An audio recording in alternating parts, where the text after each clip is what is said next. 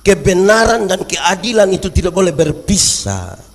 Di mana ada kebenaran, keadilan mesti ada di situ. Di mana ada keadilan, kebenaran mesti ada di situ. Kebenaran dan keadilan seperti satu mata uang dengan dua sisi yang berbeda. Keadilan dibutuhkan untuk apa sih? Keadilan dibutuhkan untuk apa? Supaya tuduhan yang dituduhkan kepadamu menjadi palsu. Maksudnya begini.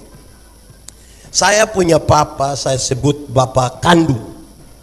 Saya punya istri, punya papa, saya sebut mertua. Kalau saya ambil 100.000 kasih saya punya bapak kandung, adil. Kalau saya ambil 100.000 kasih saya punya supaya waktu saya kasih 100.000 di papa kandung, istri lihat dan istri marah-marah. Kau kenapa kasih kau punya bapak uang? Tanpa saya bicara, dia punya orang tua yang bilang begini, kau jangan marah, kau punya suami, karena dia juga kasih saya 100.000. Tuduhan menjadi palsu.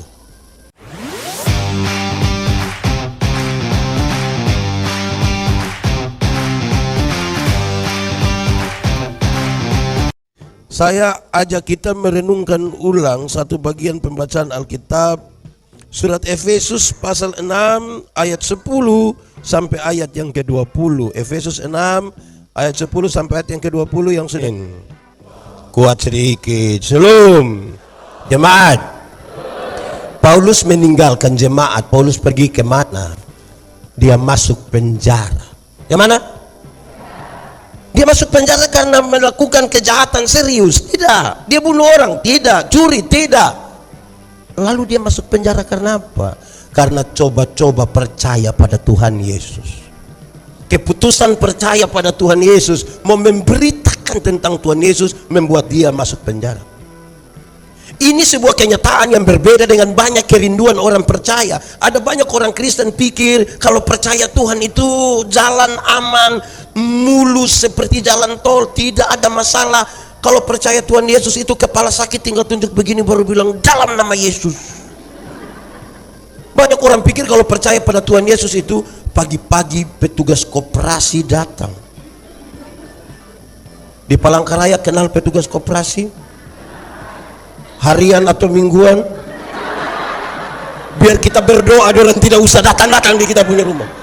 Petugas koperasi datang, kita berdoa Tuhan kasih keliru dia. Supaya, aduh, jemaat.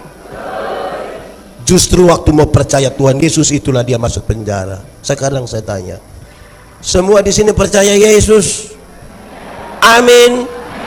Mantap. Yes. Sudah siap masuk penjara?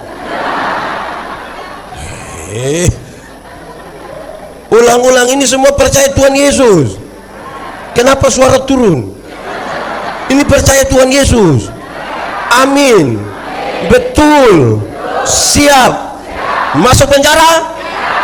Saya tanda saudara nanti. Oke. Nah jemaat, belum makan? Jemaat, waktu dia di penjara itulah, tiap hari dia lihat ini tentara-tentara pakai pakaian begitu, dari ujung kaki sampai ujung kepala. Dia pakai gambaran itu untuk menasehati jemaat kecil di Efesus itu. Dia kasih tahu, jemaat, dia bilang, pakailah ikat pinggang yang namanya ikat pinggang namanya, jangan cepat-cepat, ulang-ulang, ikat pinggang namanya jemaat. Ada dua kata dalam bahasa Indonesia, benar dan betul. Benar dan betul sama atau beda? Beda atau sama?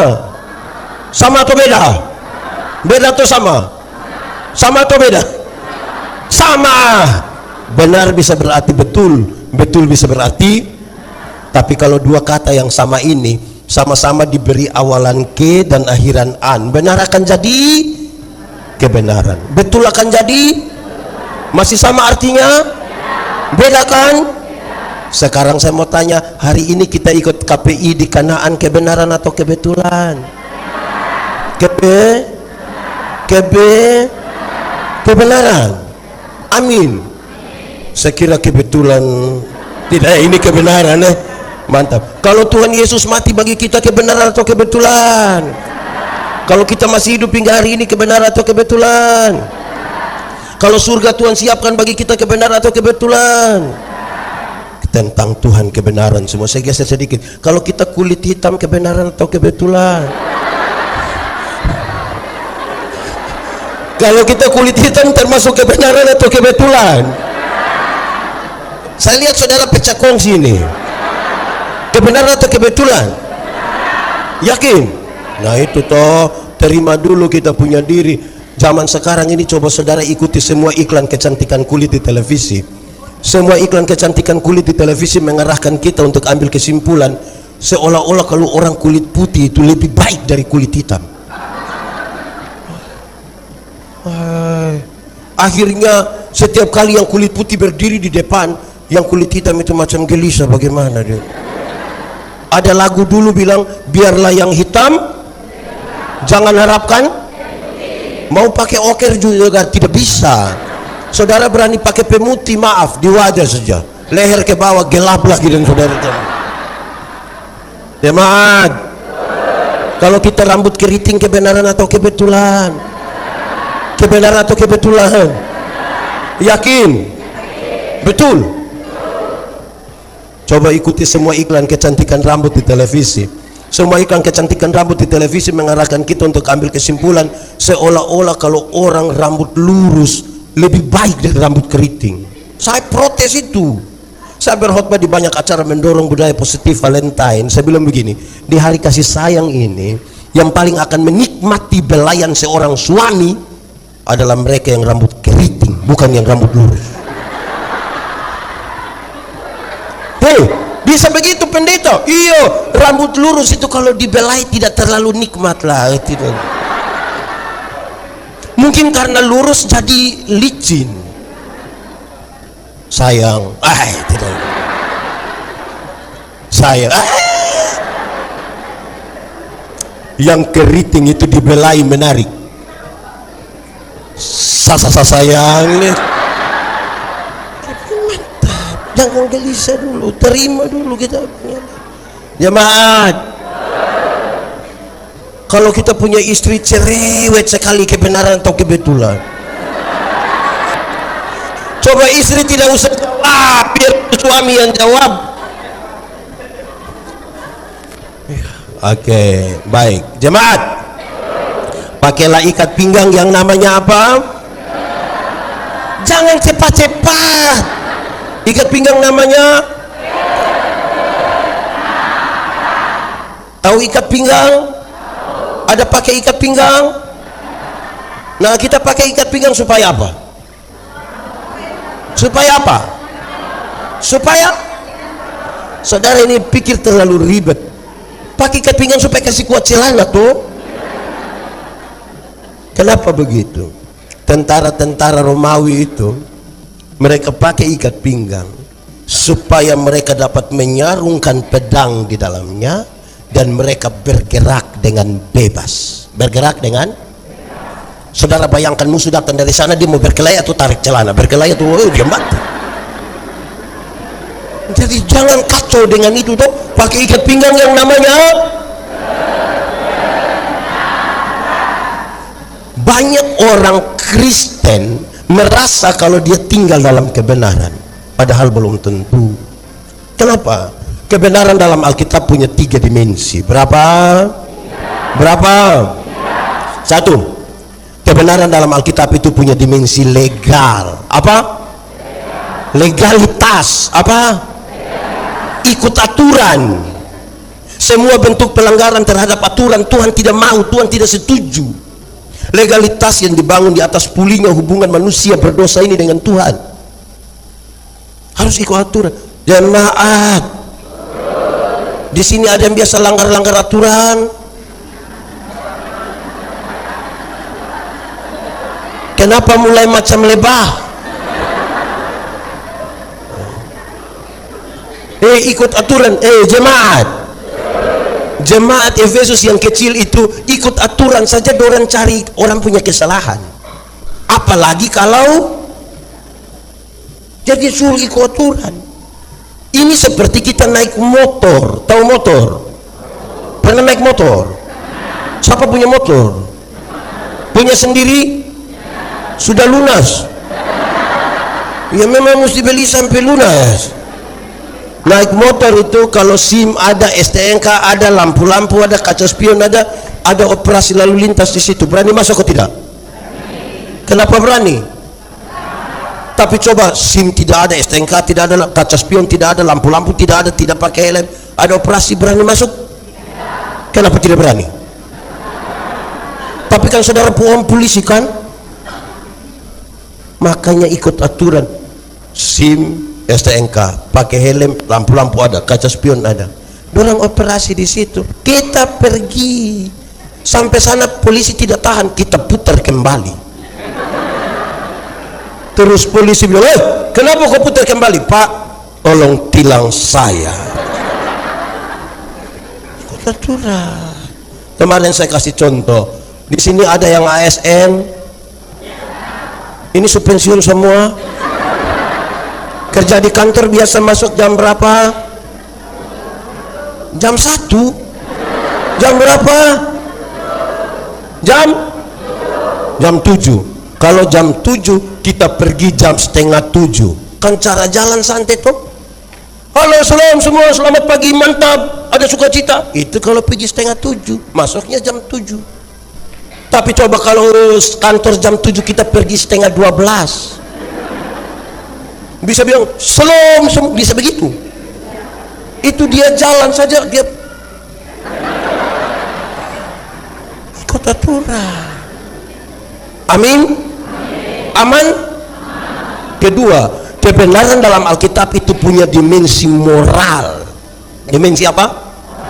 Moralitas. Apa? Moralitas itu kesatuan antara pikiran, perkataan, perbuatan. Ada integritas di situ. Orang begitu. Kami diskusi tentang ilmu berkhotbah, orang tanya saya, Pendeta Yandi, khotbah yang baik itu yang bagaimana? Saya bilang, kau punya maksud? Khotbah yang baik itu tulis atau tidak tulis? Berapi-api atau berair-air? Saya bilang khotbah yang baik itu bukan soal tulis atau tidak tulis, bukan soal berapi-api atau berair-air. Khotbah yang baik itu bicara apa ya lakukan itu. Jangan omong lain buat. Ada orang lebih parah lagi, pikir lain, omong lain, buat lain. Hasilnya kelainan.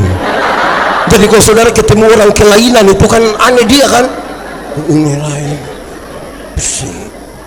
Ada orang kelainan di Palangkaraya? Ada kok tidak? Sudah mati? Itu moralitas. Jemaat, Paulus ucapkan dengan kalimat yang indah sekali. Karena itu, apapun yang kamu perbuat, perbuatlah dengan segenap hatimu, seperti untuk dan bukan untuk. Jemaat, ingat, tidak semua senyum tulus. Langsung iya. Kita datang, kita bilang salam, dormen salam, kita lewat berseparuh. Padahal kalian harus tulus toh. Saya khotbah di banyak bank di Indonesia. Saya bilang, ini ibu-ibu yang kerja di bank ini cantik-cantik semua. Mau lihat Jawa atau lihat TK tetap cantik. Orang pakai pakaian bagus-bagus lagi. Kerja di ruangan tertata rapi lagi, ber-AC lagi. Kita pergi di bank ini macam tidak mau pulang, macam mau lihat-lihat terus barang begini. Kita baru naik di tangga terakhir begini, dengan santun sekali mereka bilang begini, selamat siang, ada yang bisa kami bantu? Terus saya tanya orang, ibu-ibu, siapa di antara ibu-ibu yang waktu bangun pagi lihat suami pas bangun, terus dia bilang selamat pagi, ada yang bisa kami bantu? Jadi saudara-saudara, itu mesti dari moralitas yang benar toh. Amin kok? Betul kok tidak? Berdoa itu tutup mata, betul? Apakah semua yang tutup mata pasti berdoa? Itu kan? Yo, ini di kota, kami di kampung itu hari pasar 1 minggu 1 kali. Di kesempatan itulah ada yang beli baju merah, rok hijau, sendal kuning. Lalu dia mau pakai kemana itu baju merah, rok hijau, sendal? Mau kemana yang banyak orang bisa lihat dia? Satu-satunya tempat adalah maka semua sudah duduk, baru dia pakai dia punya baju merah, rok, sendal. Tiba-tiba dia,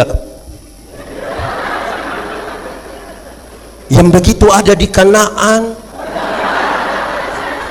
ada di Kanaan yang begitu.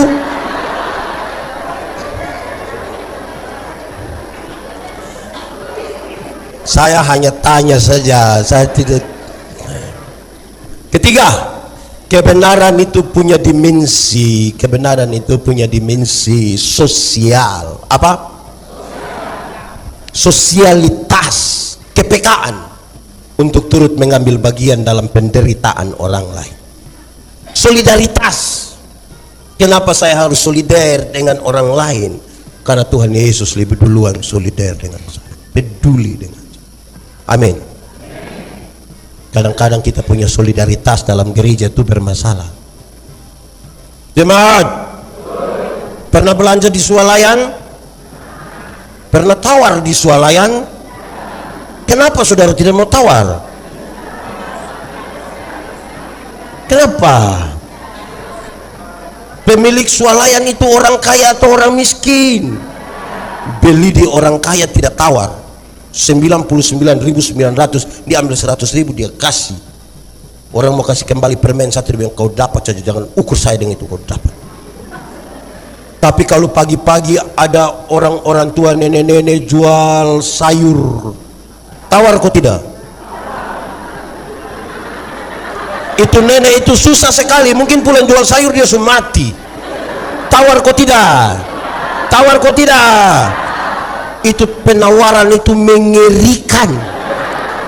Orang tanya, nenek, yo sayur berapa? Ini nenek sudah senang ini. Nenek bilang 3.000. Dia sengaja kaget. 3.000 bisa 9.000. Kadang-kadang tambah satu kalimat di belakang, bisa 9.000. Nenek tanam sendiri juga. Itu kalau saya yang jual, saya bilang bawa gratis saja ibu, bawa saja, tidak usah tawar-tawar. Tawar sayur 3.000 jadi 9.000, padahal turun dari mobil Innova. Di tangan kanan ada iPhone terbaru, di tangan kiri ada Samsung terbaru, masih ada Nokia lagi dalam tas. Rantai salib berat 2 kilogram. Tawar sayur 3.000 jadi 9.000, memang terlalu betul. Di sini ada yang biasa tawar-tawar sayur? Ada? Siapa punya istri? Jujur saja, jujur saja. Ibu-ibu, bersedia atau tidak besok tawar sayur terbalik dari itu, kebalik dari itu, boleh? Besok ada orang jual sayur, tanya, ibu sayur berapa? Terus dia bilang 3.000. Kasih tahu, maaf ibu, jangan 3.000, boleh 3.000.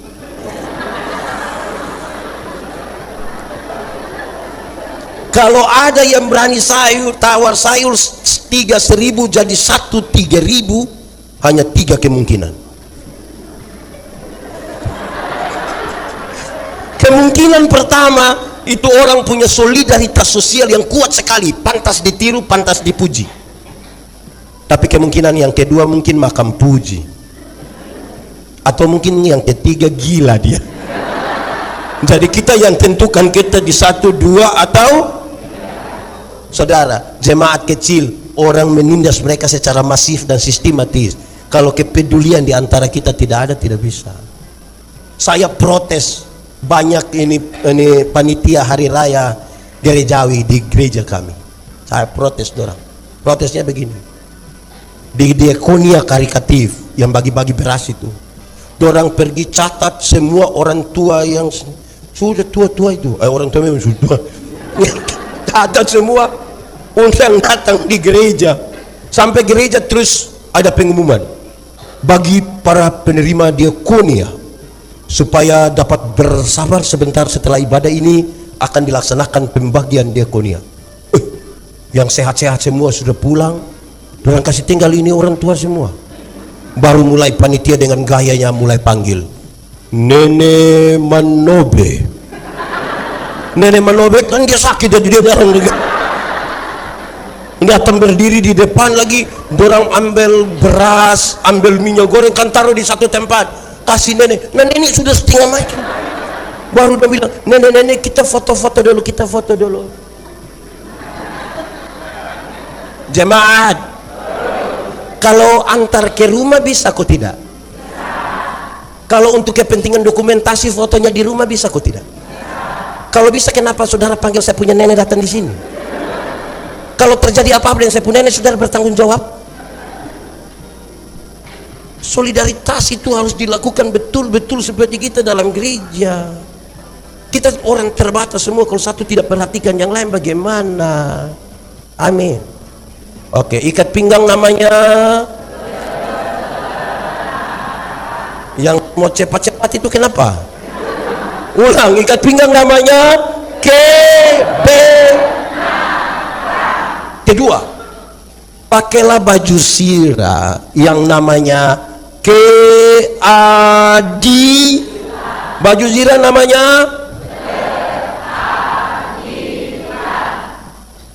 Paulus ingin mengatakan kebenaran dan keadilan itu tidak boleh berpisah. Di mana ada kebenaran, keadilan mesti ada di situ. Di mana ada keadilan, kebenaran mesti ada di situ. Kebenaran dan keadilan seperti satu mata uang dengan dua sisi yang berbeda. Keadilan dibutuhkan untuk apa sih? Keadilan dibutuhkan untuk apa? Supaya tuduhan yang dituduhkan kepadamu menjadi palsu. Maksudnya begini, saya punya papa, saya sebut bapak kandung. Saya punya istri, punya papa, saya sebut mertua. Kalau saya ambil 100.000 kasih saya punya bapak kandung, adil. Kalau saya ambil 100.000 kasih saya punya supaya waktu saya kasih 100.000 di bapak kandung, istri lihat dan istri marah-marah. Kau kenapa kasih kau punya bapak uang? Tanpa saya bicara, dia punya orang tua yang bilang begini, kau jangan marah, kau punya suami, karena dia juga kasih saya 100.000. Tuduhan menjadi palsu. Tuduhan jadi palsu. Jemaat itu, jemaat Efesus itu mereka beribadah. Orang omong-omong dorang tuh, manusia itu ada ibadah dengan roh. Apa itu? Tidak usah balas, lakukan saja sesuatu dengan adil. Jemaat, pernah orang bicara saudara punya nama? Pernah orang ngomong-ngomong saudara punya nama dan dia omong itu tidak benar? Pernah saudara sakit hati, lalu saudara bikin apa? Mau bunuh dia? Atau saudara bikin status di Facebook, kalau tidak tahu tentang saya jangan bicara macam tahu-tahu? Itu yang saudara lakukan saja dengan pendeta mau jelaskan bagaimana. Dengar ini, jemaat. Keadilan itu bukan sekedar berbagi sama saja. Roti ada 4, kita ada 4, bagi untuk masing-masing dapat. Itu bukan sekedar itu saja. Keadilan itu juga berarti kalau engkau menuntut hak, laksanakan apa? Laksanakan apa? Laksanakan apa? Adil. Jangan sampai kita tuntut hak tapi tidak mau laksanakan kewajiban. Tidak adil kan? Tidak adil. Adil itu juga berarti begini, kalau ada orang yang rajin dapat uang lebih banyak dari yang pemalas, adil. Adil itu pemalas tapi mau kaya, ada warisan. Jadi adil itu yang rajin, yang kerja keras dapat lebih banyak dari yang pemalas. Adil. Adil. Adil juga itu berarti begini. Kalau kita sudah berdoa minta berkat-berkat jasmani dari Tuhan, jangan lupa minta berkat apa? Rohani, adil. Jangan mau yang jasmani saja. Yang jasmani itu akan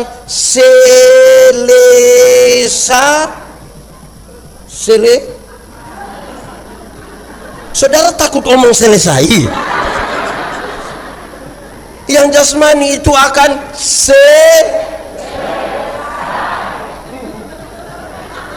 yang menyertai kita itu yang rohani. Jemaat, beredar di grup-grup WA tuh bilang begini, kalau sudah umur 50 tahun, cantik atau tidak cantik itu sudah tidak penting lagi, sudah tidak bisa lagi disembunyikan di balik lipstik dan bedak, sudah bisa. Waktu kita baru umur 20-30 tahun, itu rasa ini kinclong sekali begini. Sudah 50, meleleh ini, dia meleleh, mau perawatan bagaimanapun. Saya punya teman, kami SMA, dia tato Guns N' Roses punya lambang di sini, yang ada orang bangku kaki sambil melukis itu. Tinta bagus, kulit bagus, kontrasnya dapat, gagah sekali. Itu umur 17 tahun. Waktu dia umur 43 tahun dia sakit dan kami pergi lihat dia, saya juga sedih. Itu tato itu bukan seperti orang pangku kaki lagi, sudah seperti orang menyembah itu. Dia turun, mau jaga bagaimana tidak bisa. Ibu-ibu, kalau ada yang datang bilang begini, ibu umur berapa? Terus ibu bilang 50, dia sengaja kaget. 50 macam 35. Jangan percaya, jangan percaya. Masa umur 50 sama dengan 35? Nah, yang 15 di mana? Kalau ibu jalan dengan ibu punya anak nona ini, anak perempuan, orang tanya bilang, ini siapa sayang? Yang ini siapa sayang? Ini siapa? Ini saya punya anak perempuan yang pertama. Dia sengaja kaget. Anak perempuan macam kakak adik. Jangan percaya, jangan percaya. Masa mama dengan anak macam kakak adik? Mama dengan anak kalau macam kakak adik itu hanya dua kemungkinan. Kemungkinan pertama, dia punya anak nona punya wajah terlalu tua, makanya beda tipis dengan dia punya mama. Atau kemungkinan kedua, mungkin dia punya mama menikah terlalu muda, 6 tahun sudah nikah. Akhirnya yang jasmani akan selesai. Umur berapa tadi? Umur berapa? Umur 60 tahun. Ada jabatan atau tidak ada jabatan, sama saja. Pensiun. ASN, TNI, Polri, perusahaan itu kasih pensiun orang umur sekitar 60 tahun. Waktu kita masih aktif itu kita datang, orang bisa siap laksanakan hormat lanjutan, itu aktif.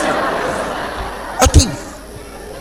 Kalau sudah pensiun, mau pergi terima taspen apa begitu, anak yang baru honor 3 bulan ini lihat kita dari jauh saja baru bilang, Pak tua, ada sehat?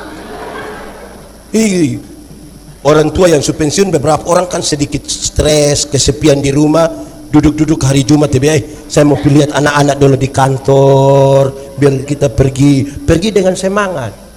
Sampai sana yang kerja di kantor lihat kita, sampai orang bilang, setan. Pensiun. Umur 70 tahun, rumah besar atau rumah kecil sama saja. Apalagi rumah tingkat. Pakai tongkat, mau naik lantai 2 dengan begini, tidak. Hanya kamar sepotong. Mau apa? Umur 80 tahun, kalau Tuhan izinkan kita umur panjang, bahkan kaya atau miskin pun sama saja. Tidak mungkin lagi beli daging babi 2 kilo makan sendiri, tidak mungkin. Kolesterol, asam urat, diabetes, darah tinggi, gigi tidak ada. Mau apa? Orang lain masih kunyah daging. Kita tidak kunyah lagi, kita seperti mall saja. Dia punya rasa sudah habis. Jadi saudara-saudara, tidak usah gaya-gaya. Yang adil itu adalah jangan hanya yang jasmani, yang rohani. Itu juga dibuat dia menjadi seimbang begini. Sudah dua, ikat pinggang namanya, baju sirah namanya. Terus dia lanjutkan, pakailah sepatu, pakailah kasut, pakailah sendal yang namanya kerela. Itu tentara Romawi dong, kalau sudah pakai dong punya sepatu itu, mau injak batu kah, masuk duri kah, sungai kah, masuk. Memang bikin sesuatu kalau tidak rela tidak bisa. Mesti orang di sini rela semua. Suara hilang. Sudah saya tanya lain jemaat, pernah putus cinta? Ulang-ulang.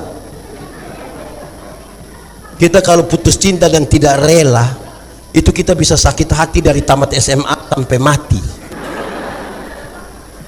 Karena itu laki-laki kasih naik foto dengan dia punya tante, kita yang tersinggung. Kita bisa capture itu foto, lingkar merah itu tante punya kepala, anak panah merah tunjuk di mata. Kita messenger dia baru tanya, siapa itu? Sakit hati.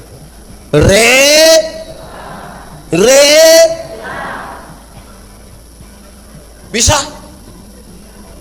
Saya lihat sudah. Tapi bukan itu yang Paulus maksud. Dia kasih tahu lebih sedikit. Kerelaan memberitakan Injil damai sejahtera. Kerelaan apa? Memberitakan Injil. Pekabaran Injil itu harus disampaikan dengan rela. Masih banyak orang Kristen berpikir pekabaran Injil itu pekerjaan para pendeta, pekerjaan para penatua, diaken, guru sekolah minggu. Banyak orang pikir yang penting kita pergi ke gereja cukuplah. Yang penting tidak ada masalah dengan ipar, cukup. Di sini ada masalah dengan ipar, dengan mertua. Saya lihat saudara ada di mertua ini, jadi mesti rela pemberitaan Injil. Injil itu, jemaat dengar ini pengajaran serius. Injil itu berita pembebasan. Injil itu apa?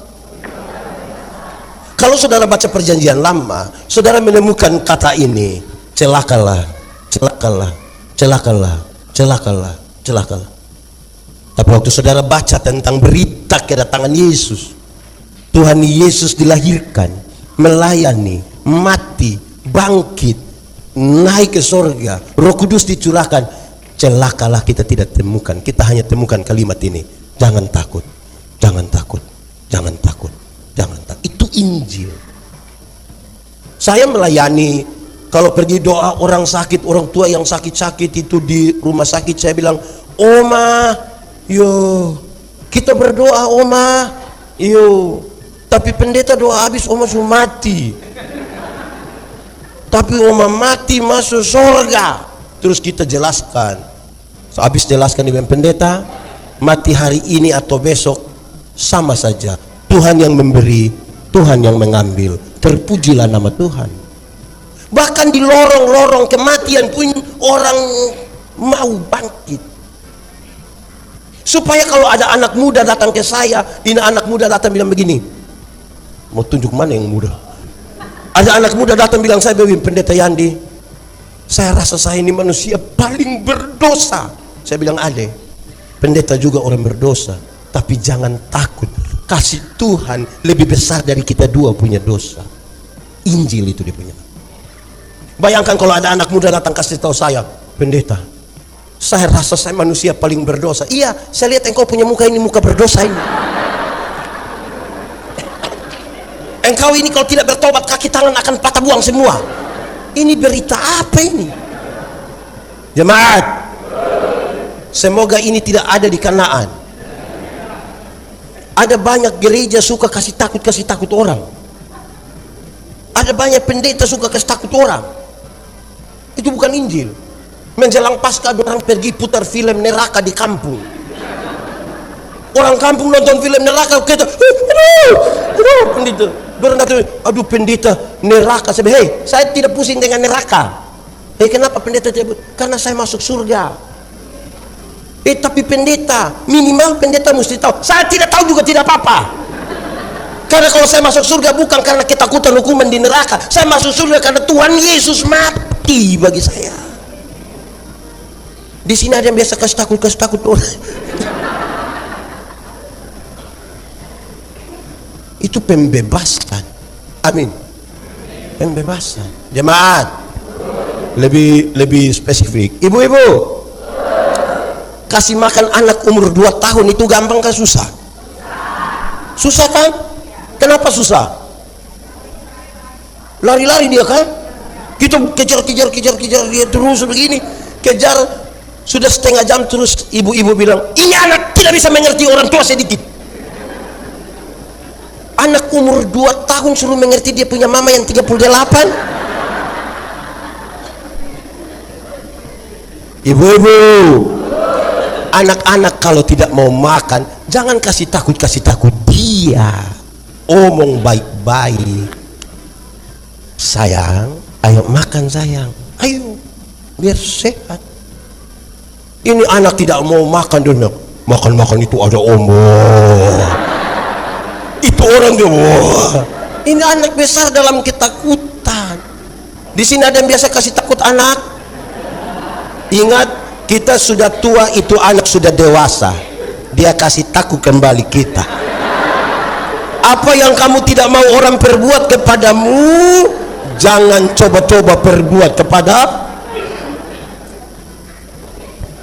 suami istri. Oh, di sini semua bujang. Suami istri. Kalau malam-malam anak yang 2 tahun tadi belum bisa tidur, jangan kasih takut dia. Kasih tahu dia baik-baik. Adek, ayo bobo sayang. Tidur biar besok pagi bangun lebih tempo, lebih sehat tuh sayang. Ayo adek bobo. Adek belum bobo, papa mama bobo duluan nanti. Ini anak belum mau tidur, dia punya papa mama sepakat kasih mati lampu. Lampu sudah mati, dia punya bapak pelan-pelan keluar dari pintu belakang menuju jendela kamar. Sampai di jendela kamar dengan sangat yakin dia punya bapak garuk jendela. Dia punya mama sengaja kaget. Hah, itu. Om, adek sudah bobo om. Ini keluarga tipu.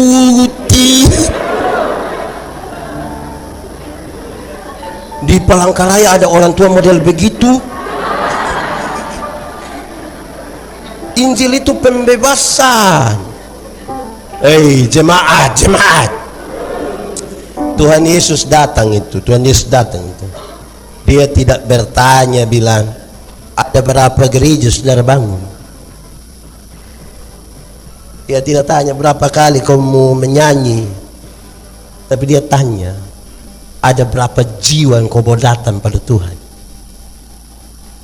Berapa harga satu jiwa? Satu waktu Tuhan Yesus kasih tinggal ribuan orang yang baru saja dapat mujizat 5 roti dan 2. Orang sibuk cerita itu luar biasa mujizat. Lebih berapa bakul? Berapa? Pasti separuh bungkus itu. Lebih 12 bakul. Orang cerita Tuhan Yesus kasih tinggal. Tuhan Yesus pergi ke Gerasa. Di Gerasa Tuhan Yesus berjumpa dengan satu orang yang kerasukan legion. Kerasukan legion berarti itu orang itu ada roh jahat masuk di dia. Roh jahat sebanyak 6.000 roh jahat. Berapa ribu? Kita punya teman penatua hanya satu roh jahat, dia punya otak saja kita pusing. Ini 6.000. Ini orang terlalu jahat ini. Bagi orang lain dia jahat, bahkan bagi dirinya sendiri pun dia jahat. Dia pukul-pukul dia punya diri pakai batu. Jahat kan? Manusia seperti ini, beberapa orang yang lebih baik dia mati, tapi Tuhan Yesus tidak. Tuhan Yesus pergi ketemu dia. Waktu Tuhan Yesus mau turun dari perahu, roh jahat itu bilang begini, "Hai Yesus, anak Allah yang hidup, apa urusanmu dengan kami?" Rupa-rupanya roh jahat juga mengenal nama Yesus. Jadi kalau orang Kristen baru mengenal nama Yesus saja, kita belum lebih hebat dari roh jahat. Karena roh jahat juga kenal nama itu dan ketakutan. Injil Markus mencatat, di daerah itu ada penjaga-penjaga babi, menjaga babi kira-kira 2000 ekor. Roh jahat meminta untuk masuk ke babi-babi itu. Tuhan Yesus biarkan. Masuklah roh jahat itu ke dalam babi-babi itu. Babi-babi itu terjun ke dalam jurang dan matilah berapa ribu ekor. Para penjaga babi itu kehilangan pekerjaan mereka. Mereka kasih tahu orang di kampung datang usir Tuhan Yesus. Apakah Tuhan Yesus tega membuat orang kehilangan pekerjaan? Tidak, tidak sama sekali. Tapi kalau tidak, kenapa Tuhan Yesus biarkan ada 2000 ekor babi mati? Jawabannya begini. Dalam struktur budaya Yahudi, babi itu haram. Orang Yahudi tidak makan daging babi. Tapi yang haram ini orang pelihara 2000 ekor. Sementara ada satu jiwa hampir binasa, mereka biarkan. Itu yang Yesus marah. Alangkah lebih baiknya ada 2000 ekor babi mati daripada ada satu jiwa binasa. Dan untuk jiwa itu saudara harus Pendeta, coba sekarang hitung, kalau babi satu ekor harga 4 juta kali 2000, coba yang sekolah angkat tangan. Oh, ini semua pensiunan. 4 juta kali 2000. Yang biasa judi online angkat tangan. 4 juta kali 2000, 8 miliar rupiah harga satu jiwa yang hampir binasa itu. Pernahkah Kanaan alokasi 8 miliar untuk pekabaran Injil?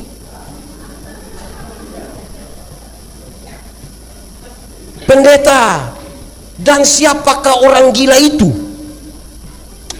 Orang gila itu kemungkinan besar kita punya suami. Pendeta ini, yuk, ada ibu-ibu cantik-cantik datang gereja jalan sendiri. Pendeta tanya, "Ibu, kenapa sendiri? Mana suami?" Terus dia bilang, "Ih, pendeta, tahu sendiri." Ini tanda apa ini? Kalau ini tanda apa ini? Sudah tahu dia begini, kenapa mau ambil resiko? Begitu. Ada banyak bapak-bapak pemalas gereja. Kenapa ini malam KPI ini lebih banyak mama-mama daripada bapak-bapak? Ini mama janda semua.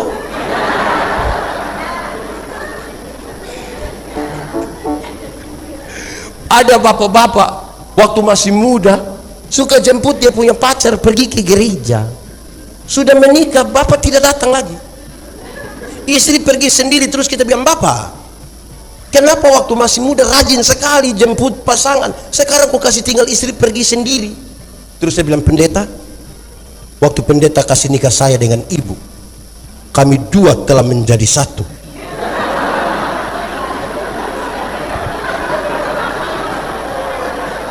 Jadi istri kalau sudah pergi itu sama juga dengan saya sudah hadir. Oh, jadi memangnya kalau istri sudah makan sama dengan suami sudah makan. Tadi malam baru saya bilang, jemaat, masuk surga itu seperti pergi ke WC. Tahu WC? Tidak bisa diwakilkan. Masing-masing mesti pergi sendiri. Tidak mungkin saya tanya, "Kakak, yo, kemana? WC, titip." Tidak bisa. Itu urusan personal itu. Nah, itu harus disampaikan dengan rela. Amin toh? Jadi Injil yang pertama adalah mati masuk. Saya punya pengalaman pekabaran Injil banyak. Saya menginjil banyak. Yang dua ini saya suka cerita di mana-mana. Saya pulang pelayanan dari Atambua, perbatasan Indonesia Timur Leste. Naik bis yang jalan malam. Itu bis punya lari itu memang terlalu. Saya duduk dengan satu laki-laki, kami dua umur kurang lebih sama lah. Ini bis lari terlalu cepat. Saya lihat dia juga takut. Dia tidak bisa tidur. Saya juga tidak bisa tidur. Terus saya tanya dia. Saya bilang, Bu itu panggilan di NTT untuk laki-laki yang sedikit lebih tua. Bu, kira-kira kalau ini bis terbalik dan kita mati, Bu yakin masuk surga atau tidak? Dia bilang, kau sembarang saja. Saya lihat dia ada takut ini. Saya bilang, Bu, saya juga dulu takut begitu, tidak tahu mati masuk surga atau tidak. Tapi waktu saya sudah tahu Tuhan Yesus lahir untuk saya, mati untuk saya, bangkit untuk saya, naik ke surga untuk saya. Sekarang saya yakin mati dimanapun, kapanpun, dengan cara apapun, saya yakin pasti masuk surga. Dia bilang, bagaimana kakak bisa yakin begitu? Kakak, kita semua orang berdosa. Kita mau buat bagaimana masuk surga? Untung Tuhan menebus, menyelamatkan kita. Lantas dia bilang, kalau begitu tolong berdoa buat saya. Kami dua berdoa di atas bis. Itu mesti dilakukan dengan rela. Kedua, saya pulang pelayanan dari satu tempat namanya Kaineno di pedalaman NTT. Harus lewat satu ibu kota kecamatan namanya Oenlasi, berjarak sekitar 50 km dari kota Soe. Hari kira-kira 6:30 malam, itu daerah perbatasan, ada satu kelompok perampok situ, nama apa? Ateku namanya. Itu kadang-kadang dong mau rampok di kita punya rumah dong kasih kabar, kami mau pergi. Ada satu nona kerja di Plan Internasional, dia mau pulang ke Soe, tapi hari sudah agak malam, dia agak takut mungkin. Dia tunggu kalau ada orang lewat bisa sama-sama. Terus dia dengar ada bunyi motor menuju dia, dan itu saya.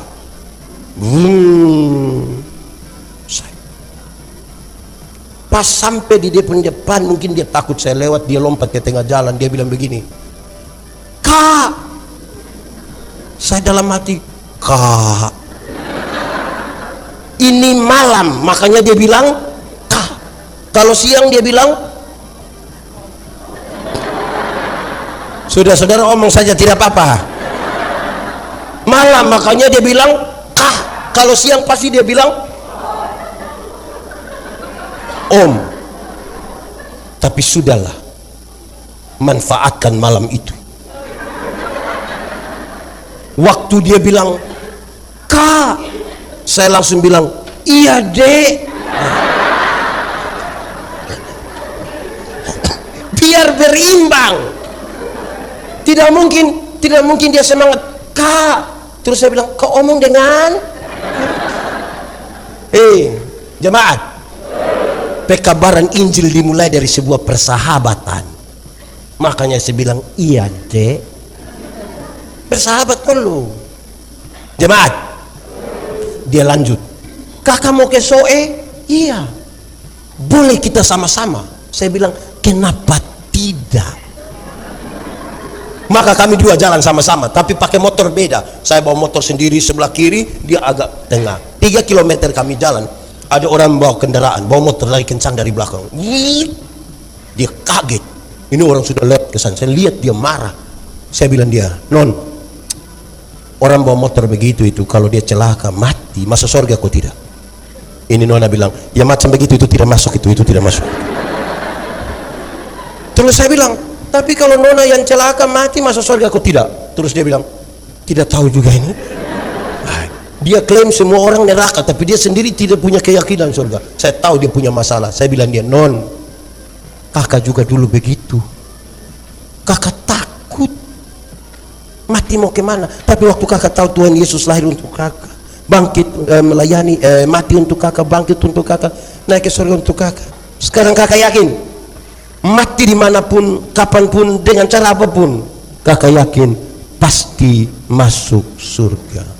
Dia bilang, kakak kok bisa yakin? Nona, kita manusia ini, orang bisa lihat, kelihatan kita orang baik di luar, tapi di dalam kita punya perasaan, pikiran, ini banyak dosa. Untung Tuhan Yesus selamatkan kita. Dia bilang, betul. Kakak-kakak boleh berdoa kasih saya. Kami dua berdoa di atas motor sambil motor jalan. Tapi kami dua tidak tutup mata.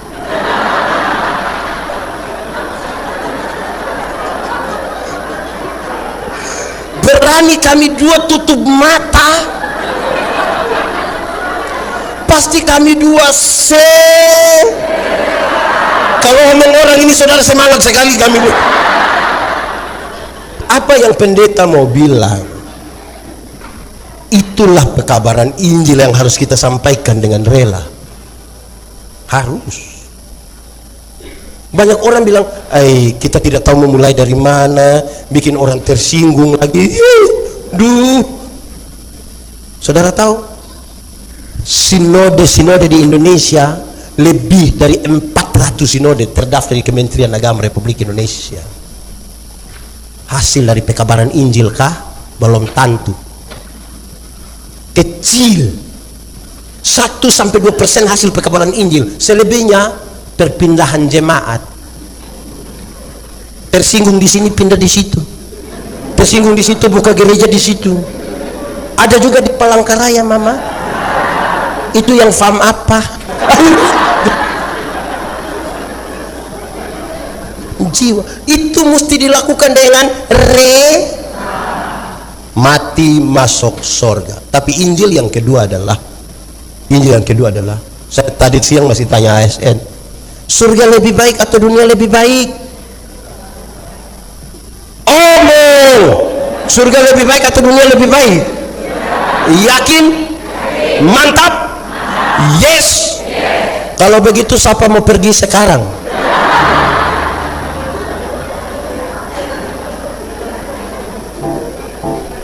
Pendeta, belum waktu Tuhan.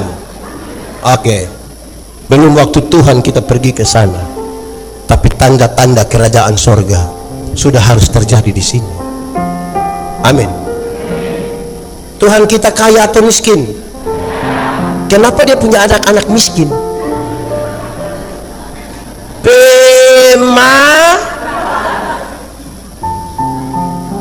Tuhan kita pintar atau bodoh?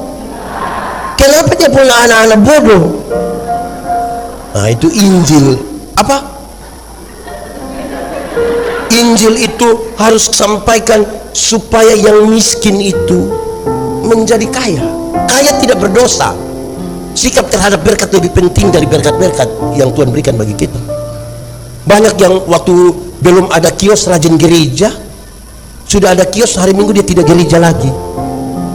Terus kita bilang, kenapa tidak gereja? Sudah ada kios, apa mau jaga lagi Bapak? Itu gitu. Ada juga di sini.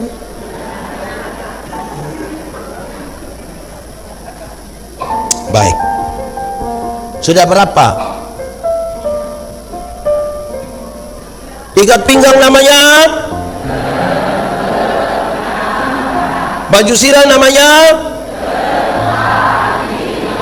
Sepatu namanya? Terus dia bilang begini, pakailah perisai yang namanya perisai namanya perisai dulu ada dua. Ada berapa? Perisai pertama, perisai kecil, taruh di tangan untuk perkelahian 1 lawan 1 pakai pedang. Perisai kedua agak lebih besar. Kenapa? Orang dulu itu berperang, mereka pakai anak panah yang bukan saja tajam, tapi waktu dorang mau panah, dorang celup di ter yang panas, bakar baru panah. 100 anak panah bisa datang sekaligus. Kalau kita pakai yang kecil kok langsung mati kita, langsung mati. Karena itu mesti pakai yang seperti 7 saji itu, agak besar disembunyi. Kenapa?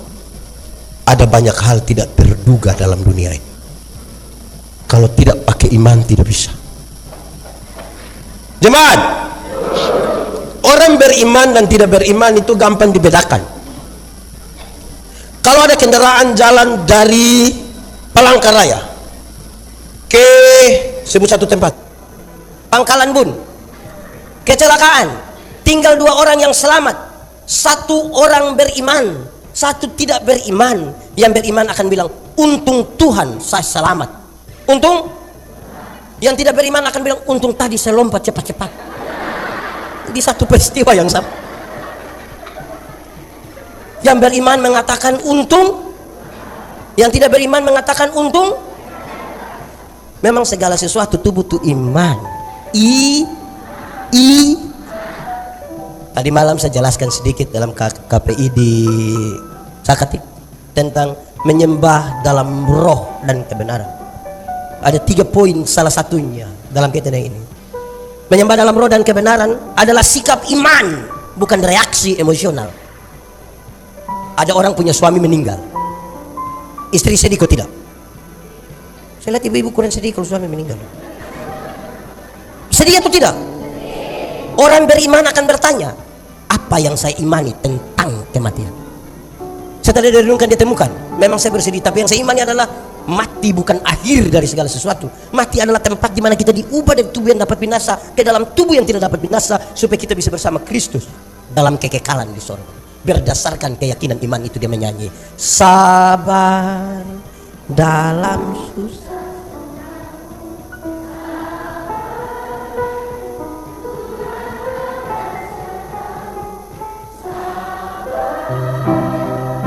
Sabar beriku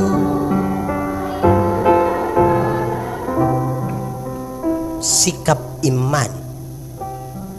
Saudara punya masalah, tidak usah omong. Saya lihat yang ini muka masalah semua. Masalah ialah kesenjangan antara harapan dan kenyataan. Maka ketika kita punya masalah, bertanya, apa yang saya imani? Itu sikap iman. Kalau reaksi emosional, orang punya suami meninggal, istri ada sedih, kita datang lapor pendeta, saya satu lagu. Di dalam doamu kau sebut namaku, separuh langsung. Di dalam harapku kau sebut nama. Interlude-nya suruh anak kecil baca puisi dengan judul Ditinggal Ayah. Sedih atau tidak? Orang menangis atau tidak? Lantas saudara kira itu roh bekerja?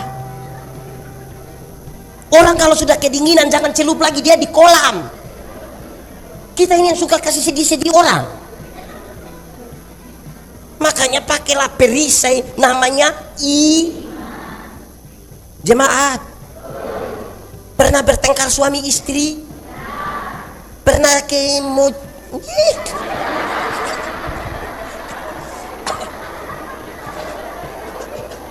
butuh Saya nasihat banyak suami. Saya bilang, bapak-bapak, di sini tidak ada bapak-bapak ini. Bapak-bapak, kita masalah bertengkar dengan teman di kantor itu biasa-biasa saja. Kita beban tidak terlalu berat. Jangan coba-coba bertengkar dengan istri. 7-8 kali lipat dia punya beban. Kita bangun tidur, ada dia di sebelah. Belum sisir rambut. Kita ke dapur, ada ibu atau tidak? Ke ruang tengah, ke ruang tamu. Kan dia punya foto paling besar baru dilihat kita begini. Memang, aduh. Jemaat, kalau Anda hanya ingin menangis, nonton film Korea. Sikap iman. Sikap iman. Jemaat, hafal yang pendeta om. Iman ialah, tinggal 2 orang. Iman ialah dasar dari segala sesuatu yang kita harapkan dan bukti dari segala sesuatu yang tidak kita lihat. Bagaimana menjelaskannya? Dengar. Jangan ikut bagaimana. Tadi suruh omong tidak mau, sudah omong tidak mau berhenti. Bagaimana? Jemaat, bagaimana menjelaskan ini? Dasar. Dasar itu fondasi. Dasar itu apa? Fondasi? Pernah lihat fondasi? Di mana? Siapa punya rumah? Teori tentang fondasi ringan sekali. Fondasi kuat, bangunan kuat. Fondasi miring, bangunan miring. Saudara mau jadi gubernur Kalimantan Tengah periode 2080, silakan. harapkan. Kan dasar dari segala sesuatu yang kita harapkan. Harapkan itu berarti idealisme masa depan, cita-cita, visi. Saudara mau jadi gubernur Kalimantan Tengah 2080, silahkan, itu visi. Saudara mau jadi orang terkaya se-Indonesia, silahkan, itu visi. Yang ibu-ibu, yang nona-nona mau jadi wanita tercantik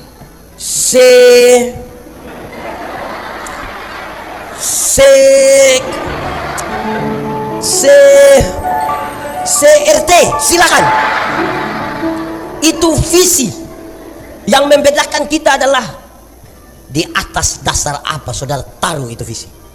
Karena orang tidak beriman pun ingin jadi gubernur Kalimantan Tengah periode 2080. Orang tidak beriman pun kepingin menjadi manusia terkaya di Indonesia. Dan orang tidak beriman pun ingin menjadi wanita tercantik hafal, mantap. Yang membedakan kita itu adalah fondasi, kan? Kedua, bukti. Apa? Bukti dari apa? Bukti dari segala sesuatu yang kita lihat atau tidak lihat. Lihat atau tidak lihat? Bagaimana menjelaskannya?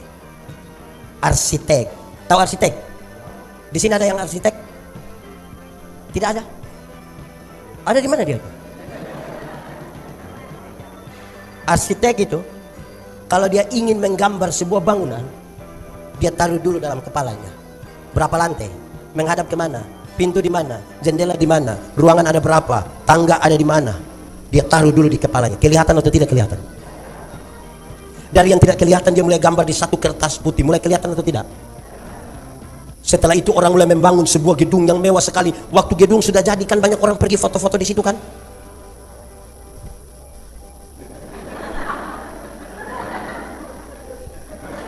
Saya mau tanya, jemaat yang foto-foto di depan itu gedung baru itu, dia tahu titik-titik terkuat dari ini bangunan?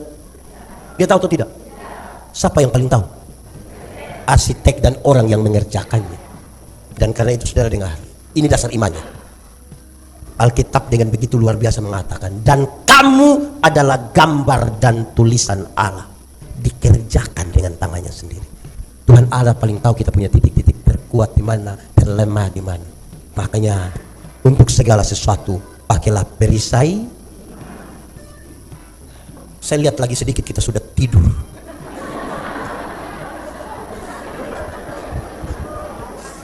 Sudah 4, ikat pinggang namanya. Siapa yang mau cepat-cepat itu? Ikat pinggang namanya. Baju sirah namanya. Sepatu namanya. Perisai namanya. Terus dia lanjut, pakailah ketopong. Ketopong itu helm, pelindung kepala, masker, tapi bukan masker bengkoang. Masker yang pakai pelat besi itu, kasih keluar mata saja. Yang namanya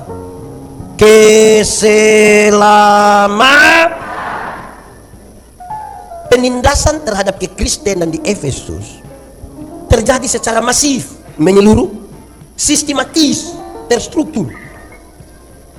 Tapi kalau kamu ini masih berdiri karena keselamatan yang Tuhan berikan bagi kamu, makanya temukan kalimat yang luar biasa. Makin dibakar, makin melambat. Makin dibendung, makin dalam. Kamu jangan takut. Sebab kalau keselamatan saja Tuhan berikan bagimu, apalagi yang lain. Kepala kasih angkat. Pakai yang dia pun nama apa?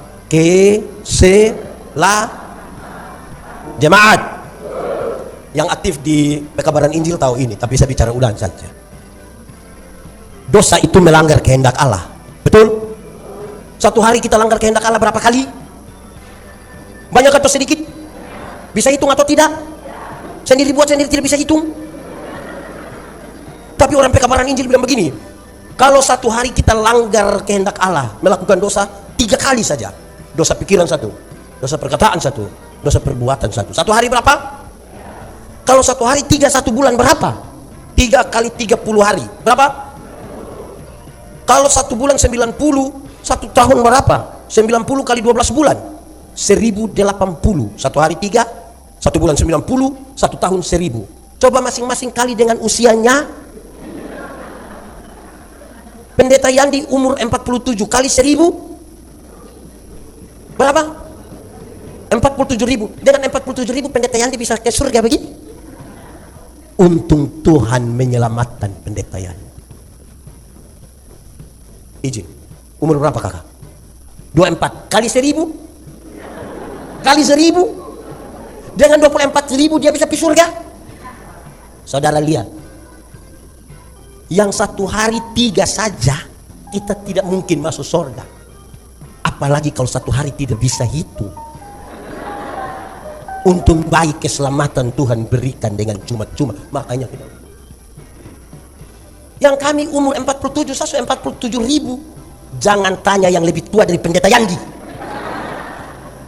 Mengerikan.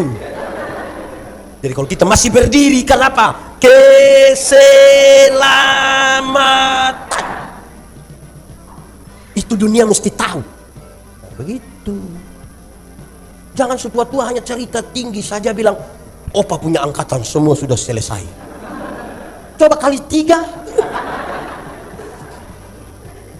Saya kadang-kadang lihat yang kami orang tua punya cara cerita, bilang, dia cerita cucu dulu waktu zaman Jepang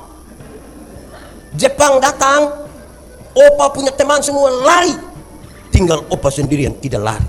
Cucu bilang, opa terlalu luar biasa. Kenapa opa punya teman lari, opa tidak lari? Opa bilang, mau lari bagaimana cucu, pistol sudah taruh di sini.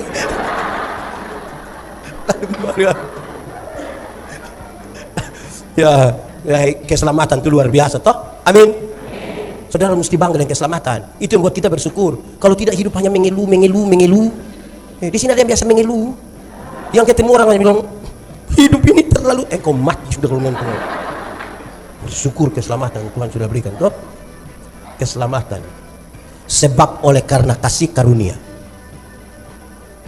kamu telah diselamatkan oleh iman. Itu bukan hasil pekerjaanmu, tetapi pemberian Allah. Bukan hasil usahamu. Tidak boleh ada orang yang membanggakan diri. Kenapa saudara lihat saya? Sudah 5. Ikat pinggang namanya. Baju sirah. Sepatu. Perisai. Helm.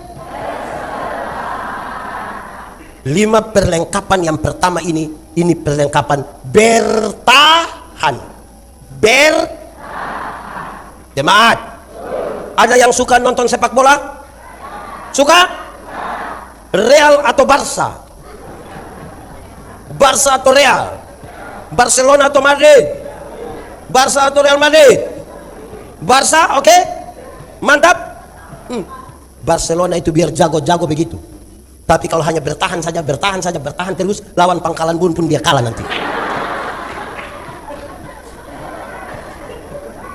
Dia mesti menyerang supaya memenangkan pertarungan. Mesti apa? Menyerang. Supaya memenangkan toh, mau bertahan terus lawan Pangkalan Bun. Kalah dia. Dia mesti menyerang. Jemaat. Lalu disampaikanlah 2 senjata. Berapa senjata? Habis ini senjata, kita pulang sudah. Senjata pertama, firman. Apa? Firman. Tapi dia jelaskan. Firman itu seperti pedang bermata 2. Dia iris ke depan sana, tapi iris juga ke sini. Artinya, kalau untuk orang lain yang kau kutip firman, jangan lupa kutip firman untuk diri sendiri juga. Kita ini kadang-kadang terlalu sibuk kutip firman untuk orang lain. Jangan sampai pendeta Yandi khotbah habis ada yang datang bilang, pendeta khotbah tadi pas dengan dia. Dengan Bapak tidak pas. Dengan saya firman datang sampai dia belok, dia lari ke sebelah. Mari kita jujur. Firman. Jemaat. Orang tua di kampung sana itu ajar kita bilang begini, pohon nangka itu kalau tidak berbuah, ambil pedang, cincang dia punya kulit. Tahun depan dia berbuah, kan dia terangsang. Dia punya soal adalah siapa mau disakiti. Ada banyak jemaat itu suka tersinggung. Pendeta beromong sedikit langsung, wah pendeta bu. Siapa mau disakiti? Nah jemaat, saya tanya begini dulu. Yang sudah baca kasih habis Alkitab dari Kejadian sampai Wahyu, boleh angkat tangan? Tepuk tangan. Yang lain ini baca apa?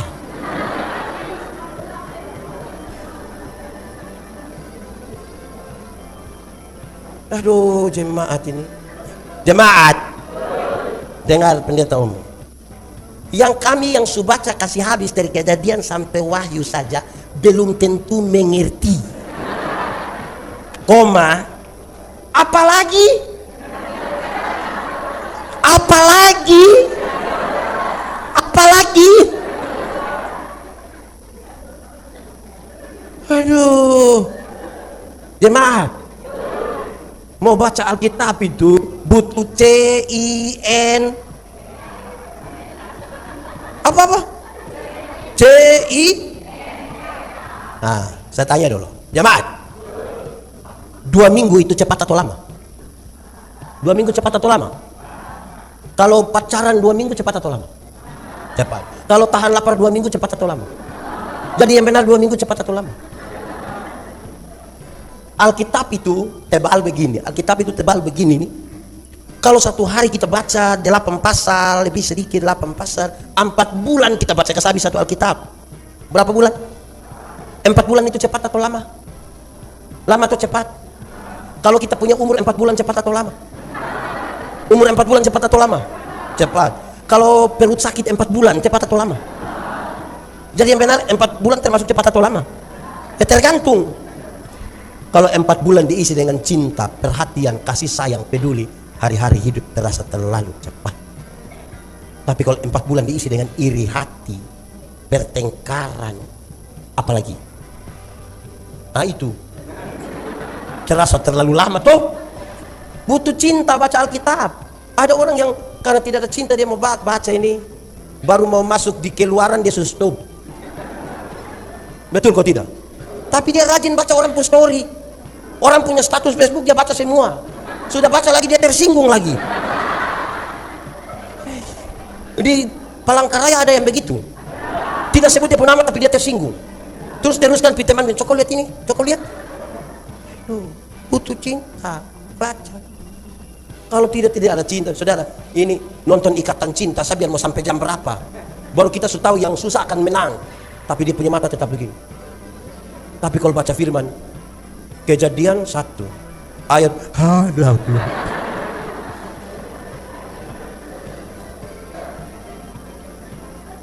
Jemaat, pendeta Yandi ini pendeta jemaat juga. Kadang-kadang dia pergi jemaat ke rumah, dia tidak bawa Alkitab. Terus sampai pendeta bilang, Bapak, coba ambil Alkitab dulu. Yang tuan rumah itu dia pergi di belakang, lama sekali baru datang. Datang agak aneh. Dia bawa Alkitab 1. Yang anehnya, dia Famanobe, tapi di Alkitab ada tulis Manopo. Ini pinjam ini pinjam di sebelah. Pinjam ini. Mungkin dia pinjam Amanda punya ini. Alkitab tidak ada tapi motor 2. Karena Alkitab tidak ada tapi motor 2, saya punya kesimpulan pertama. Pasti Alkitab lebih mahal dari, sehingga bisa beli motor 2 tapi tidak bisa beli Alkitab. Atau mungkin dia sudah hafal semua. Jadi untuk apa beli? Pendeta, kau jangan kuno, sudah ada pas dia buka handphone mau baca Alkitab, ada notif. Lanjut baca Alkitab atau periksa dulu notif?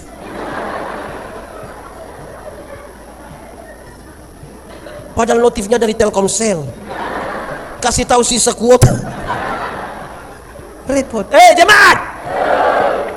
Firman itu seperti cermin. Tahu cermin?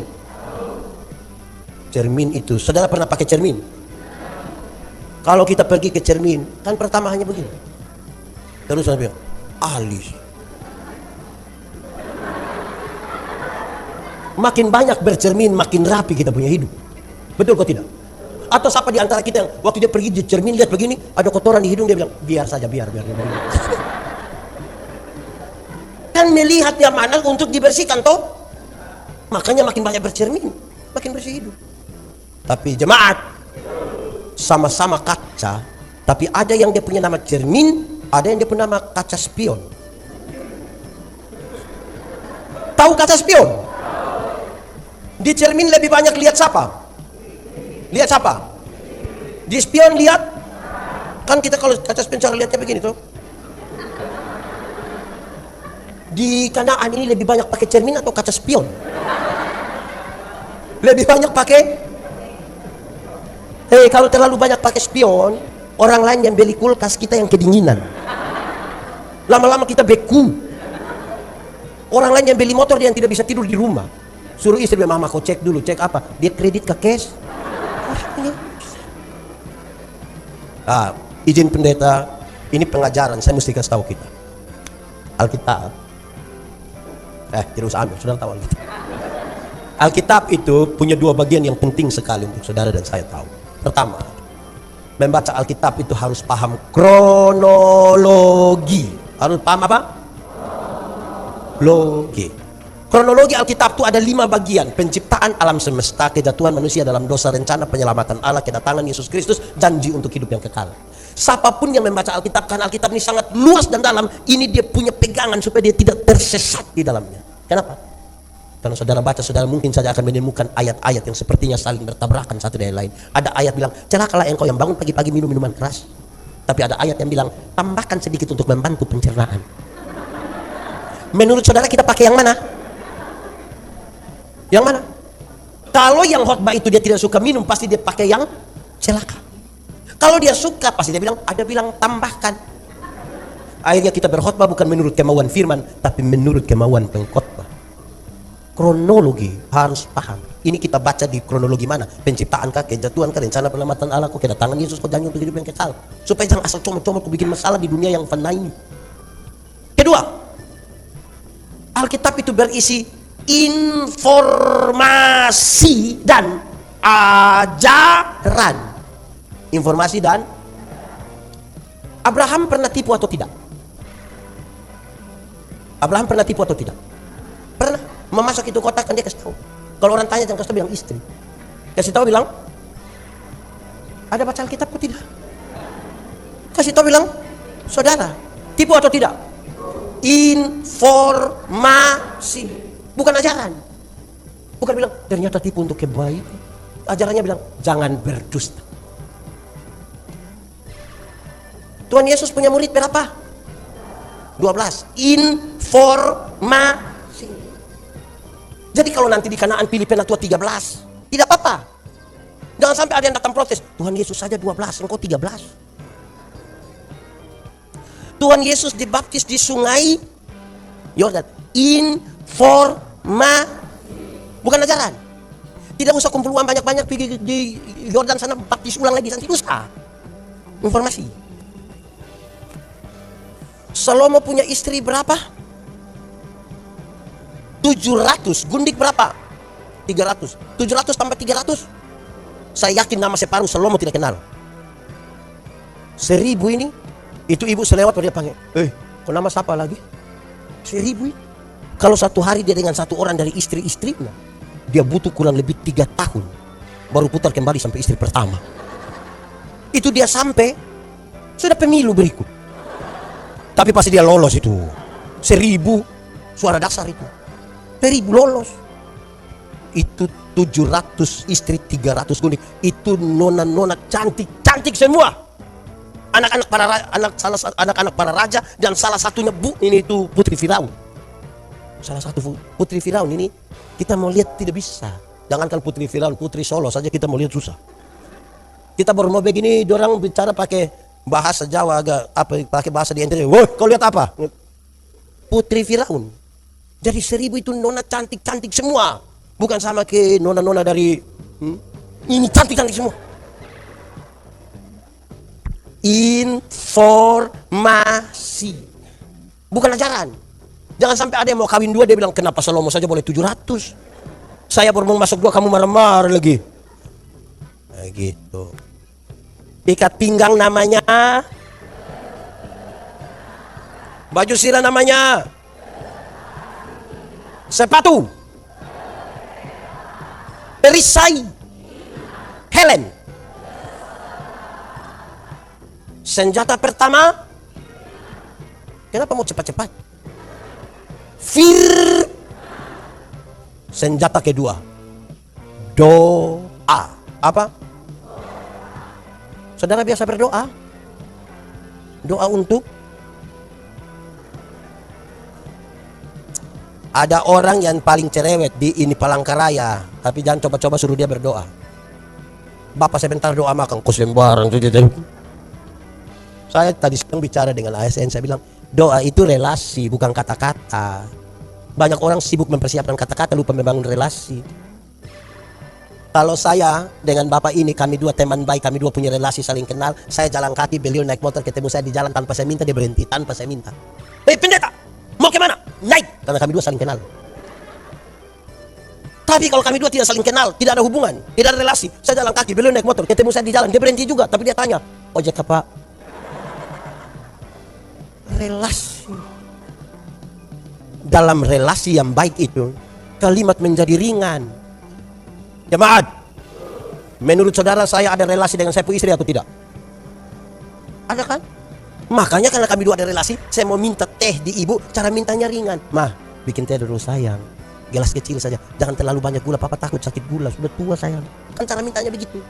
Tidak mungkin saya minta teh di saya punya istri, saya bilang, Mama, buatlah segelas teh, jangan terlalu banyak gula ya, papa takut sakit gula. Pas habis ibu tanya, papa sehat? Kalau kata-kata jemaat, pulang. Jemaat, kalau hanya kata-kata, kita bisa berkata-kata dengan orang yang tidak kita kenal. Pernah aku tidak, saudara telepon begini, ada suara bilang begini, nomor yang Anda tuju tidak dapat dihubungi. Pernah? Suara perempuan atau laki? Suara apa, perempuan atau laki-laki? Dia dari Pangkalan Bun? Saudara pergi ke mall, saudara pergi ke bandara, saudara pergi masuk tol, kita baru di mobil pas sampai begini, itu perempuan tidak tahu dia dari mana. Tiba-tiba dia bilang, tempelkan kartu Anda. Kita tempel begini, uang sudah keluar. Terima kasih. Mesin saja bisa bicara. Doa bukan kata-kata, relasi. Tapi saya jelaskan dulu. Saya tambah 5 menit ya saudara, supaya saudara benar-benar lapar.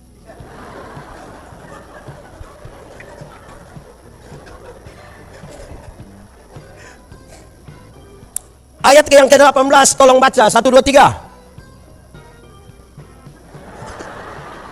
Ayat yang ke-18 tadi, coba baca. Kuat sedikit.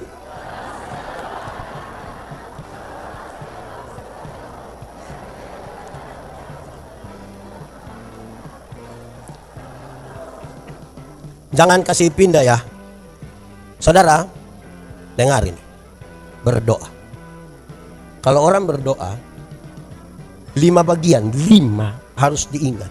1, berdoa setiap waktu, sama-sama. Yang dia punya nama berdoa setiap waktu itu bukan jam 6, jam 7, jam 8, jam 9, jam 10, jam 11. Lama-lama kita tidak kerja, kita hanya berdoa-berdoa saja. Yang dia punya nama berdoa setiap waktu itu adalah berdoalah waktu kita susah, berdoalah waktu kita, berdoalah waktu kita sehat, berdoalah waktu kita, berdoalah waktu kita sukses, berdoalah waktu kita setiap waktu, di setiap musim hidup. Itu lagu yang pakai kata musim itu bila apa lagi?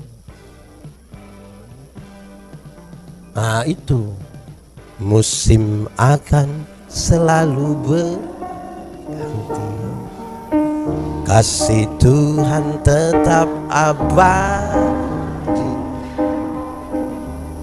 tak akan berubah sampai selamanya. Saudara tahu lagu ini? Kalau tahu, pulang baru menyanyi. Kita dengar khotbah dulu. Ada orang yang sudah sukses lupa berdoa. Ada yang masih berdoa, tapi ada yang lupa berdoa. Ada yang sudah gagal, tidak mau berdoa lagi. Mau doa bikin apa lagi? Doa sama saja. Pak di sebelah saja tidak tahu berdoa, tapi tiap hari ganti mobil, Grab.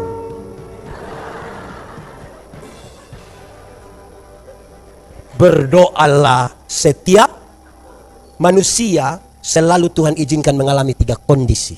1, ada kondisi di mana kita mau, Tuhan juga bilang, oke, Tuhan mau. Ada kondisi di mana kita mau, Tuhan bilang, tidak. Ada kondisi di mana Tuhan mau, tapi kita tidak mau. Misalnya, yang Tuhan mau tapi kita tidak mau. Misalnya, ada orang yang kita tidak suka? Ada atau tidak orang yang kita tidak suka? Ada? Dia ada di sini? Ada? Ada atau tidak? Ada? Coba lihat dia. Kenapa semua lihat saya? Saudara tidak suka? Terus Tuhan bilang, ampuni dia, ampuni dia. Tuhan mau kita ampuni, toh? Tapi kita belum kuat. Tuhan ini mau ampuni bagaimana kalau ingat? Nah, itu 3 kondisi. Berdoalah setiap. Kedua, berdoa dalam roh. Sama-sama. Yang dimaksud dengan berdoa dalam roh itu bukan berdoa dalam bahasa roh. Lain itu. Yang dimaksud berdoa dalam roh adalah berdoa dalam kesatuan dengan Roh Kudus. Tuhan yang kita sembah, Tuhan yang kudus.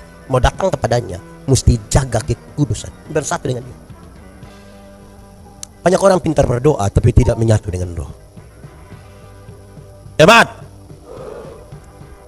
Roma 8 ayat 28, jangan ganti. Roma 8 ayat 28, dia bilang Allah turut bekerja untuk mendatangkan kebaikan. Banyak orang suka kutip itu firman, muat di Facebook, taruh lagi dia punya muka di situ. Tapi saudara jangan langsung ayat 28. Ayat 26 dan 27 itu penting. Ayat 26 27 kasih tahu bilang begini. Roh yang kita menyatu dengan dia berdoa untuk hal-hal yang tidak terkatakan oleh kita. Kalau sudah ada dalam masalah, roh yang paling tahu jalan keluar terbaik untuk masalah kita.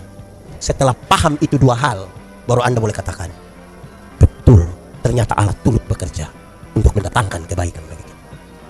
Karena itu harus menyatu dengan Roh Kudus. Amin. Ketiga, kembali ke yang di mana lagi? 18. Berdoa dan berjaga-jaga. 1, 2, 3.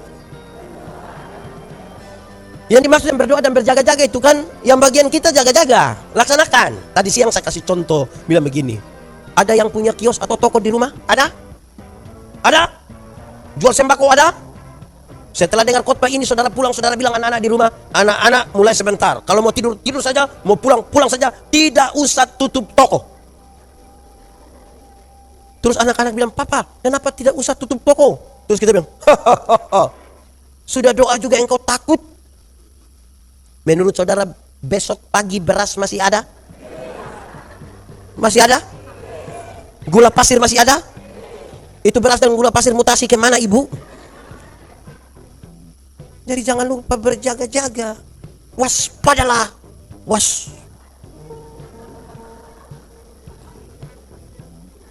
Keempat,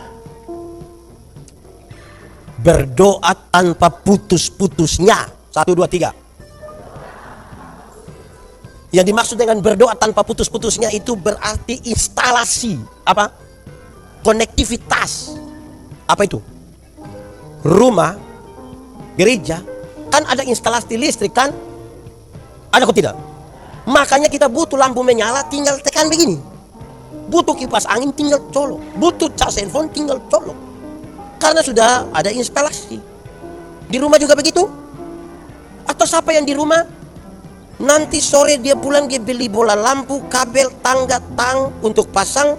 Pagi-pagi dia bongkar lagi. Sore ada yang begitu? Kalau ada dia termasuk gimana dia? Kan? Nah, saudara, jemaat, ada handphone, ada pulsa data, dia selalu terkoneksikan. Makanya saudara makan kangkung saja juga foto, langsung upload kan? Baru tulis manjakan lidah kan? Karena dia terkoneksi. relasi. Tentang hal itu ada dua kalimat menarik. Yesus hanya sejam doa. Itu. Kalimat kedua, dia orang bilang begini. Doa adalah nafas. Doa adalah, jemaat, bisa tahan nafas? Bisa kok tidak? Bisa. 1 detik bisa? 1 menit bisa? 1 jam? 2 hari? Kalau saudara tahan napas 2 hari, akan ada 3 huruf atau 4 huruf di depan nama saudara, yaitu A. Sudah pintar kita. Itu terakhir. Ini betul-betul sudah terakhir. Berdoa untuk orang lain sama-sama. Jemaat, pernah doa untuk orang lain? Doa serahkan? Jemaat, coba periksa 10 doa terakhir dari kita punya doa-doa. Coba periksa kita punya doa, 10 doa terakhir. Pasti bagi yang biasa berdoa. Yang tidak pernah berdoa, dia mau periksa apa? Coba saudara periksa 10 doa terakhir. Kita ini kalau berdoa, 1 menit pertama tuh puji-pujian, pengagungan. Tuhan, engkau dahsyat, luar biasa, engkau baik, engkau teramat dan sangat. Itu 1 menit pertama. Masuk menit kedua itu daftar permintaan. Dia semacam proposal. Itu permintaan itu 5, 10, 20, 30, 40, 50, 60, 70, 80 sampai 80 permintaan. Baru dia bilang, ampunilah segala dosa kami di dalam nama Yesus kami berdoa. Ada yang sebelum kata ampuni dia tambah 1 kalimat pendek lah. Dia bilang begini, Tuhan, sebenarnya masih banyak hal yang ingin kami pinta. Hai, sudah di 80 ini ibu. Tapi sudahlah, namanya minta juga di Tuhan toh. Tapi di manakah syafaat? Syafaat itu berarti, dengar ini, syafaat itu berarti berdiri menggantikan orang lain untuk menyampaikan keluhan mereka. Saya pakai contoh ini saja karena ini paling dekat. Paulus nasihat jemaat di Roma. Tidak ada pemerintahan yang tidak berasal dari Allah. Karena pemerintah itu adalah hamba Allah. Pemerintah apa? Tapi Paulus juga menasihati Timotius. Dia bilang, Timotius, berdoalah bagi para pemimpinmu, bagi orang lain. Kenapa? Waktu dia terpilih jadi bupati, wali kota, gubernur, dia dikelilingi oleh banyak kepentingan. Istri punya kepentingan, keluarga punya kepentingan, tim sukses punya kepentingan, partai punya kepentingan. Akhirnya tempat di mana dia berdiri itu menjadi tempat yang sangat licin. Padahal dia akan mengambil kebijakan bagi kita semua. Berdoalah supaya dia tidak tergelincir di sini. Kita punya tanggung jawab moral untuk itu. Tidak sekedar mengkritisi. Apalagi mengkritisi tidak memberi solusi. Berdoalah bagi orang lain. Ikat pinggang namanya. Sahabat suruh ke secepatnya tempo. Tagal semua habis saja loh. Ulang. Ikat pinggang namanya. Baju sirah.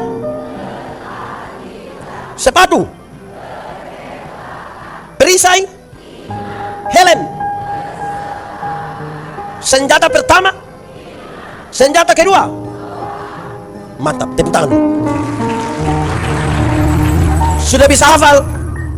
Sudah bisa? Mantap. Saudara akan dapat